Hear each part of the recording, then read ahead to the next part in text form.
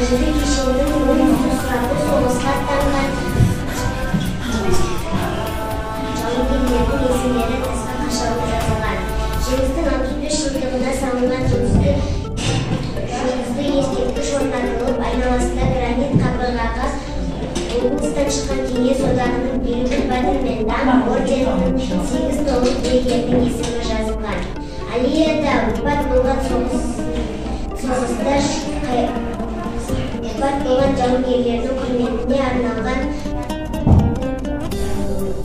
Сәлеметсіздер ме? Менің есімім Абыстай Әлихан. Нөмір 66 Қызыл Жалпы орта білім беру мектебінің 3-ші сынып оқушысымын. Мен Рахымбаев Азамат Сүндетұлы ағам сияқты таэквондошы болғым келеді. Неге мен таэквондоды таңдаған себебім, таэквондо Корея халқының ұлттық ойындарының бір түрі. 2003 жылдан бастап Корея халқына Корея халық олимпиадаларға енгізілді таэквондо. Ал біздің елге 1991 жылы тәуелсіздікпен бірге келді.